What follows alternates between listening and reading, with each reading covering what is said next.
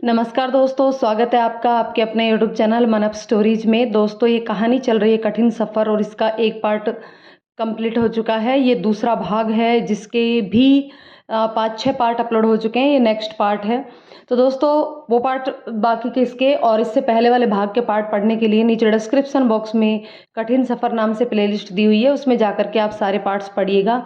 तो चलिए इस नए भाग को शुरू करते हैं। रितु ने आशा के कंधे पर हाथ रखकर कहा, उफ, कब तक अपनी कामयाबी के पीछे अपने अकेलेपन के दर्द को छुपाएगी आशा?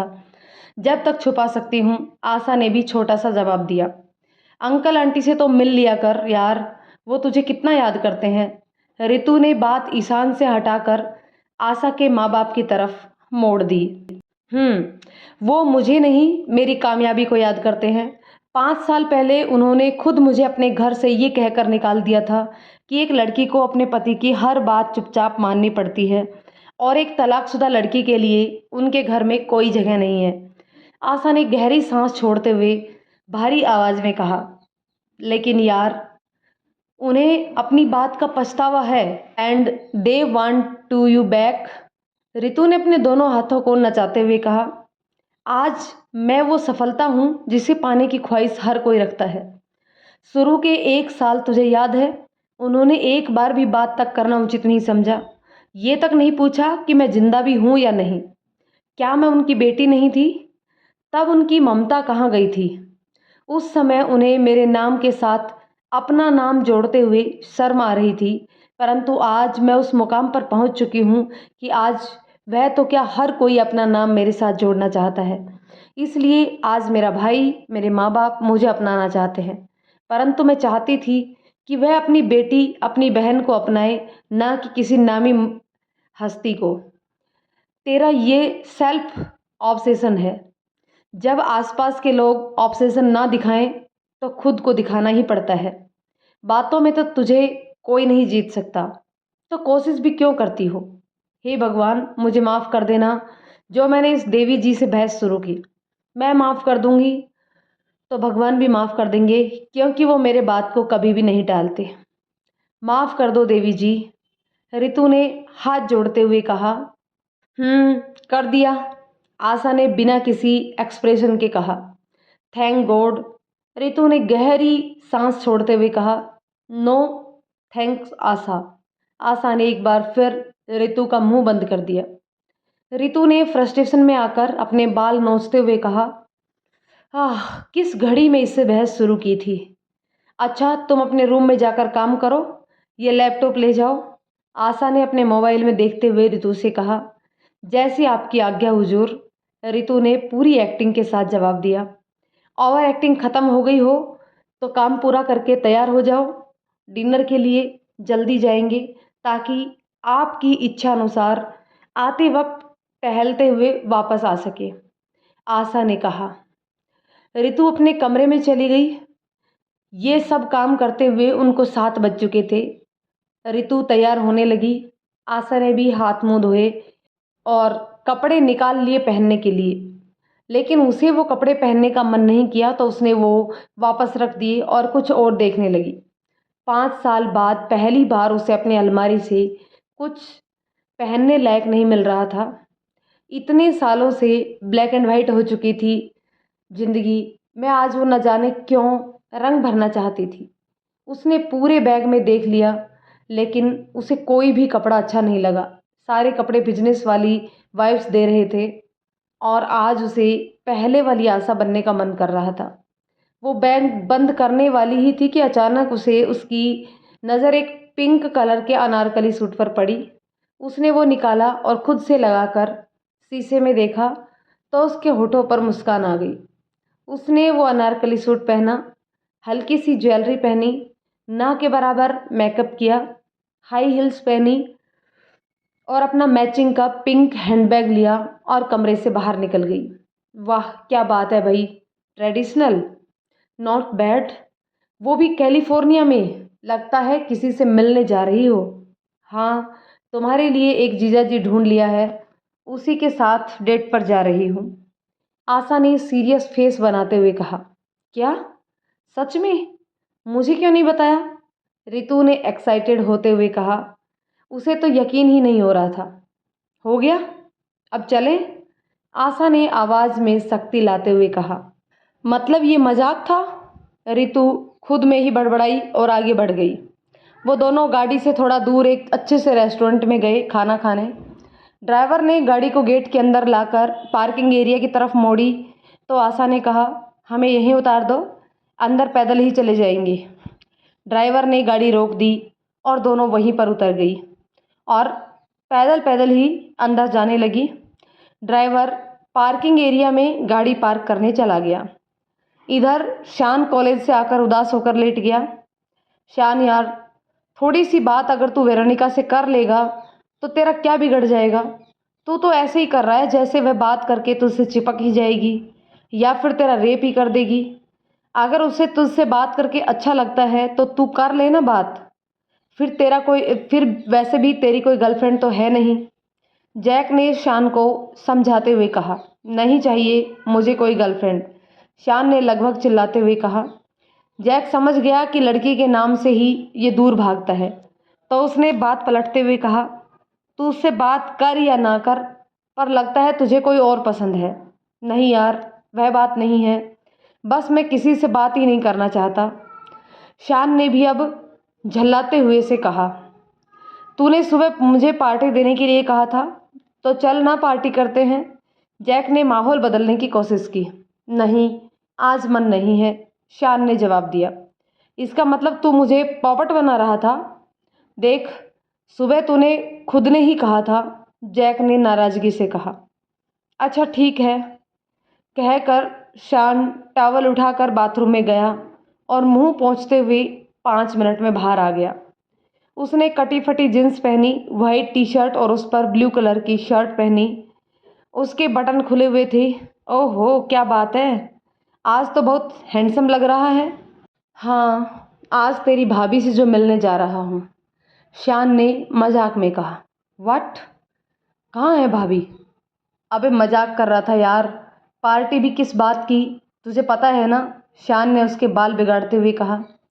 जैक ने चिढ़कर कहा, मेरे बाल क्यों बिगाड़े? तुझे तो कोई नहीं चाहिए, क्या पता मुझे ही मिल जाए कोई, इडियट कहीं का, कहकर उसने आईने में देखकर वापस अपने बाल बनाए। वो दोनों अपनी बाइक पर बैठकर निकल गए। आज तू जहाँ कहेगा वहाँ पार्टी दूंगा, शान ने कहा। चलो यहाँ के सबसे रेस्टोरेंट में चलते हैं, जैक ने कहा तो शान ने उसी रेस्टोरेंट की तरफ बाइक मोड़ दी जहाँ आशा और रितु गए हुए थे। शान को वहाँ का खाना बहुत पसंद था। कल यहाँ पर ही मेरी तरफ से भी पार्टी है, जैक ने कहा। किस खुशी में? मेरा प्रमोशन हुआ है। वाह, फिर तो मज़ा आएगा लगातार पार्टी करके। रितु और आशा गाड़ी से उतरकर रेस्टोरेंट के अंदर चली गई। वहीं शान और जैक भी वहां पहुंच चुके थे। आशा के पास मैनेजर का कॉल आया। उसने कॉल रिसीव किया, लेकिन शायद नेटवर्क की वजह से आवाज़ नहीं आ रही थी। रितु, मैं अभी आती हूँ, इतना कहकर आशा वहाँ से बाहर आ गई। जैक बाइक से उतरकर अंदर चला गया और शान बाइक को पार्क करके जैक के पीछे हो लिया। जैक तेज कदमों से चलते हुए रेस्टोरेंट के अंदर जा चुका था। आशा फ़ोन पर इतनी बिजी थी कि उसका ध्यान आगे नहीं गया और वो सामने से आते शान से टकरा गई। उसके हाथ से फ़ोन छूटकर नीचे गिर गया और उसने डर से कसकर अपनी आंखें बंद करके शान की बाजू को कसकर पकड़ लिया। शान ने भी उसे गिरने से बचा लिया और उसे गिरने नहीं दिया और उसे अपनी बाजुओं में थाम लिया। आशा का दुपट्टा उसके चेहरे पर आ गया था, इसलिए शान आशा का चेहरा नहीं देख पाया। जब दोनों ने एक दूसरे को छुआ तो वही पुराना सा एहसास उन दोनों को छूकर निकल गया। आई एम सॉरी, आशा ने संभल कर झुक कर अपना फ़ोन उठाते हुए कहा। Are you okay? शान ने आशा का दुपट्टा अपने मुंह से हटाते हुए आशा की तरफ देखते हुए सवाल किया, तो आशा ने नीचे बैठे बैठे ही जवाब दिया, आई एम ओके। शान थोड़ा झुककर आशा का चेहरा देखने की कोशिश करने लगा, परंतु आशा के बाल चेहरे के सामने आ गए। शान कुछ बोलता उससे पहले जैक चिल्लाया, शान कहाँ रह गया यार, अंदर आना। उसकी आवाज़ सुनकर शान रेस्टोरेंट में अंदर चला गया। आशा ने अपना फ़ोन उठाया और अपने पर्स में से टिश्यू पेपर निकाल कर उसे साफ़ किया। आशा ने इधर उधर शान को देखा लेकिन वो उसे दिखाई नहीं दिया, तो वो भी रेस्टोरेंट में अंदर चली गई। बोल, क्या खाएगा? आज पार्टी तेरी तरफ से है तो आज सब तेरी पसंद का ऑर्डर करूँगा। कल मेरी पसंद का? जैक ने शान की तरफ मेनू बढ़ाते हुए कहा। नहीं, तुझे जो ऑर्डर करना है कर ले, मेरा मूड नहीं है, शान ने उखड़े स्वर में कहा, क्योंकि वो अभी भी उस लड़की के बारे में ही सोच रहा था कि वो कौन थी। उसे वो अजीब सा एहसास क्यों हुआ? क्या हुआ? घर से निकले तब तक तो एकदम ठीक था तू, अभी अचानक से क्या हो गया तुझे? पता नहीं यार, जब से उस लड़की से टकराया हूँ तब से एक अलग ही बेचैनी सी हो रही है। कौन सी लड़की? कब टकराया? जैक ने आश्चर्य से पूछा।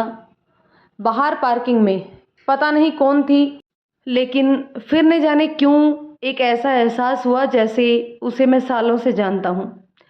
कैलिफोर्निया में तेरा अपना तो क्या, पूरे रिश्तेदारों में से भी कोई नहीं हो सकता। तू जानता है ना यहाँ आना कितना महंगा है। कोई घूमने तो वैसे नहीं आ सकती और नौकरी का तो सवाल ही पैदा नहीं हो सकता, लेकिन वो हो सकती है, शान ने खोए हुए स्वर में कहा। कौन? जैक को कुछ समझ नहीं आया। वही जिसके बारे में मैंने तुझे कभी कुछ भी नहीं बताया। तेरी बीवी? हाँ। तो जाकर एक बार फिर से देखा, इतनी जल्दी कहाँ गई होगी? यहीं कहीं होगी। एक मिनट, कहकर शान उठा और वापस पार्किंग एरिया की तरफ चला गया। उसने वहाँ चारों तरफ देखा लेकिन उसे वो लड़की दिखाई नहीं दी। शान वापस रेस्टोरेंट की तरफ आ गया। उसे अजीब सी बेचैनी महसूस हो रही थी। क्या हुआ शान, तू ठीक तो है ना? मिली वो? जैक ने शान को बेचैन देखकर सवाल किया। श्याम ने कहा, नहीं मिली। पता नहीं क्यों ऐसा लग रहा था जैसे मैं बाहर उसी से टकराया था। पिंक गाउन में वो एकदम अलग ही लग रही थी। मैंने उसका चेहरा देखने की कोशिश भी की लेकिन उसके बाल आगे आ गए, जिसकी वजह से मैं उसे देख नहीं पाया। Pink gown? कहीं वो तो नहीं जो सामने बैठी है? क्योंकि यहाँ तो इंडियन ट्रेडिशनल ड्रेस में बहुत रेयर लोग ही दिखते हैं। तेरे पीछे भी एक पिंक गाउन वाली लड़की बैठी है। जैक ने सामने की तरफ इशारा किया। शान ने तुरंत पीछे मुड़कर देखा तो वो समझ गया था कि वही लड़की है जिससे वो टकराया था। आशा और रितु आमने सामने बैठी थी और शान की तरफ आशा की पीठ थी। शान उठकर उसकी तरफ बढ़ा तो रितु की नज़र शान पर पड़ी तो अनायास ही उसके मुंह से निकला, ईशान। ईशान का नाम सुनकर आशा को न जाने क्या हुआ और आशा चिल्लाई, मैंने कितनी बार कहा है उसका नाम मेरे सामने मत लिया कर। तुझे अच्छा लगता है मेरा मूड खराब करने में? I hate Ishaan, I hate him. Ishaan ने इतना सुना तो उसके कदम वहीं रुक गए। उसे आशा की तरफ बढ़ते हुए ऐसा लग रहा था जैसे उसे कुछ बहुत बड़ी खुशी हासिल होने वाली है, लेकिन आशा के शब्दों ने उन सभी भावनाओं को एक सेकंड में धराशायी कर दिया। आशा वहां से झटके के साथ उठी और अपना पर्स लेकर रेस्टोरेंट से बाहर आ गई। शान वहीं बुत बना उसे जाते देखता रह गया, परंतु अभी भी शान को उसका चेहरा दिखाई नहीं दिया। आशा, कहते हुए रितु उसके पीछे दौड़ी। आशा गाड़ी में बैठी और वहां से होटल के लिए निकल पड़ी। रितु उसे जाते हुए देखती रह गई। क्या हुआ शान, तू उस लड़की को जानता था क्या? जैक ने शान के कंधे पर हाथ रखकर पूछा। नहीं, पर्सनली नहीं जानता था, लेकिन मैंने उसे टीवी और अखबार में देखा है। वो इंडिया की सबसे बड़ी मेकअप ब्रांड की मालकिन है। किसी यंग एज में बहुत कुछ हासिल किया है उसने, इसलिए वो मेरी रोल मॉडल है। इतनी बड़ी कंपनी को अपने दम पर चलाना हर किसी के बस की बात कहाँ है। वो भी सिर्फ 5 साल पहले शुरू की थी। काफ़ी डेडिकेटेड है अपने काम को लेकर, बस इसलिए आइडियल मानता हूँ उसे। आज सामने देखा तो सोचा ऑटोग्राफ ले लूँ, लेकिन उससे पहले ही वो चली गई यहाँ से। शायद कुछ काम आ गया होगा। शान ने अपने आंसू पोंछकर चेहरे पर झूठी मुस्कान लाते हुए झूठ बोल दिया। जैक उसके सामने आते हुए बोला, तो फिर तुमने उसे रोका क्यों नहीं यार? इतने बड़े लोग रोज रोज थोड़ी ना मिलते हैं। जब रोकने का वक्त था तभी नहीं रोक पाया तो अब कैसे रोक पाता? क्या मतलब? मतलब कि मैं कुछ बोलता उससे पहले ही वो यहाँ से उठकर बिजली की स्पीड से बाहर भाग गई। कहकर ईशान फीके तरीके से मुस्कुरा दिया। चल कोई बात नहीं, किस्मत में हुआ तो फिर कभी जरूर मिलाएंगे भगवान। अपनी किस्मत को मैंने बदनसीबी में बदल दिया। क्या? क्या यार, तू आधी अधूरी बात क्यों बोलता है? मेरा मतलब है कि कितना अच्छा मौका था ऑटोग्राफ लेने का और मैं बस खड़ा खड़ा देखता रहा। अब ये सब छोड़ और चल, डिनर करके वापस भी चलना है। मुझे थोड़ा काम है तो लेट नहीं कर सकते। हाँ चल, कहकर जैक और वो अपने टेबल की तरफ बढ़ गए। यही थी क्या वो गाउन वाली जिससे तू टकराया था? जैक ने कुर्सी पर बैठते हुए पूछा। नहीं नहीं, वो कोई और थी। ये मुझसे कैसे टकरा सकती है? हाँ, वही मैं सोचूं, इससे टकरा कर तुझे अपनेपन का एहसास कैसे हो सकता है? ये तो कभी हम जैसे लोगों को देखते भी नहीं हैं। कहकर जैक हंसने लगा। हाँ, सही कहा तूने। हम तो उनके लिए आम जनता की तरह हैं, सिर्फ एक आबादी। दुनिया की उनसे भला हमारा क्या संबंध हो सकता है? अब बातें बंद कर और खाना ऑर्डर कर, शान ने अपनी फीलिंग्स छुपाते हुए कहा। ईशान, एक आवाज़ शान के कानों में पड़ी तो शान चौंक गया और उसने तुरंत पीछे मुड़कर देखा। हेलो ईशान, रितु ने शान की तरफ आते हुए कहा। हाय, सॉरी बट मैंने आपको पहचाना नहीं। शान ने नासमझी का एक्सप्रेशन देते हुए कहा। मैं रितु हूँ, आशा की दोस्त। अभी अभी तो उनके साथ ही थी मैं। तुमने देखा नहीं मुझे?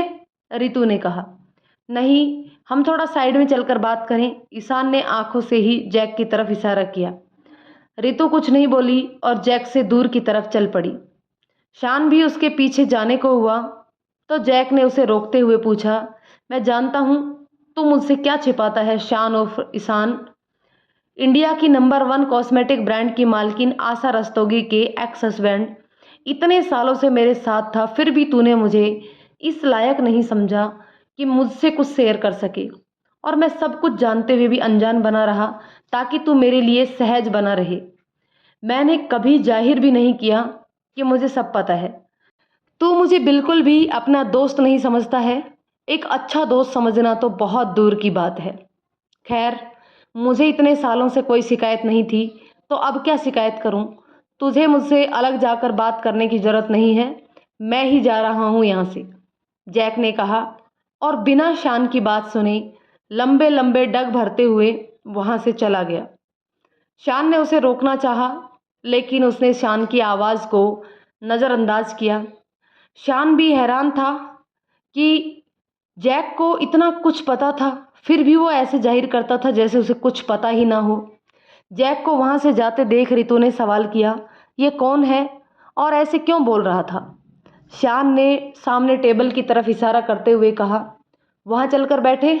या श्योर, रितु ने जवाब दिया और उस टेबल की तरफ ही बढ़ गई। शान और रितु अब आमने सामने की कुर्सी पर बैठ गए। तुम और आशा यहाँ कैसे? शान ने बात शुरू करते हुए कहा। रितु ने जवाब ना देने के इरादे से कहा, वो तो हम बाद में डिस्कस कर लेंगे। तुम बताओ यहाँ कब से हो और ये कौन था और ऐसे क्यों बोल रहा था? शान ने कहा, वो मेरा दोस्त है जैक। मैं 5 साल पहले ही कैलिफोर्निया आ गया था। मैंने टीचिंग का कोर्स किया और यहाँ के कुछ कॉलेजेस में पढ़ाया है। पिछले कुछ सालों से फ़िलहाल यहाँ के फेमस कॉलेज में पढ़ा रहा हूँ। जैक यहाँ बहुत पहले से है और वो कई सालों से ही उस कॉलेज में प्रोफेसर है। मैं यहाँ उसी के साथ रहता हूँ और यहाँ वही एकमात्र मेरा अपना है कहने को। रितु ने हाथ को ठुड्डी पर लगाते हुए कहा। अच्छा, तो ये बात है। तुमने उसे अपने और आशा के बारे में बताया नहीं क्या, जो वो अभी इतना भड़क रहा था? दोस्तों, इस पार्ट को हम यहीं पे ख़त्म करते हैं। जानते हैं नेक्स्ट पार्ट में कि अब आगे क्या होगा, क्या ईशान और आशा मिल पाएंगे या नहीं मिल पाएंगे। दोस्तों, कमेंट करके बताइए कि इस कहानी को आगे क्या मोड़ देना चाहिए, किस तरीके से इस कहानी को आगे बढ़ाना चाहिए। साथ ही साथ कमेंट करके बताइए कहानी आपको कैसी लग रही है। यदि कहानी पसंद आए तो इसे लाइक शेयर करें। चैनल पर नए हैं तो प्लीज़ चैनल को सब्सक्राइब जरूर कर लें। धन्यवाद दोस्तों।